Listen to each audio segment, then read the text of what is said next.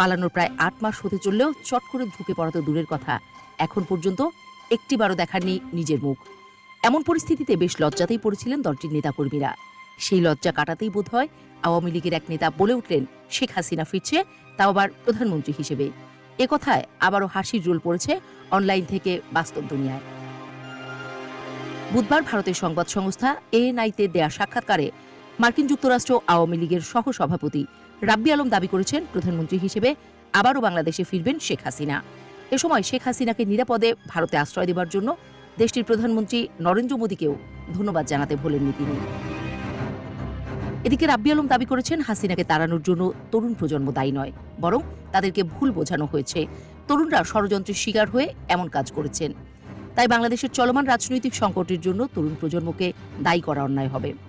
তিনি আরও বলেন, বাংলাদেশ বর্তমানে বহুমুখী আক্রমণের শিকার, যা শুধু অভ্যন্তরীণ নয়, বরং বহির্বিশ্বের বিভিন্ন শক্তির প্রভাবের ফলাফল। এই সংকট নিরসনে আন্তর্জাতিক সম্প্রদায়ের সক্রিয় ভূমিকা প্রয়োজন বলে তিনি মনে করেন। তার ভাষায়, একটি রাজনৈতিক অভ্যুত্থান গণতান্ত্রিক ব্যবস্থার অংশ হতে পারে, কিন্তু বাংলাদেশে যা ঘটেছে তা তার চেয়ে অনেক আলাদা। এটি একটি সন্ত্রাসী বিদ্রোহ। সাক্ষাৎকারে রাব্বি আলম দাবি করেন, বর্তমান সংকটের কারণে আওয়ামী লীগের অনেক নেতা ভারতে আশ্রয় নিয়েছেন।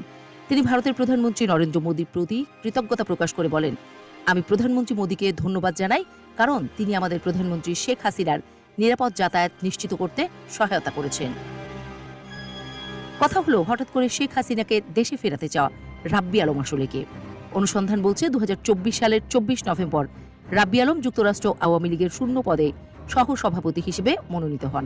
অর্থাৎ ৫ আগস্ট শেখ হাসিনার দেশ থেকে পালানোর প্রায় ৪ মাস পর তিনি এই পদে দায়িত্বপ্রাপ্ত হন। তার সদস্যপদ ফর্মে লেখা ছিল, দলীয় প্রধানের সিদ্ধান্ত মোতাবেক আওয়ামী লীগের কার্যনির্বাহী কমিটির শূন্য সহসভাপতি পদে মনোনীত করা হয়েছে।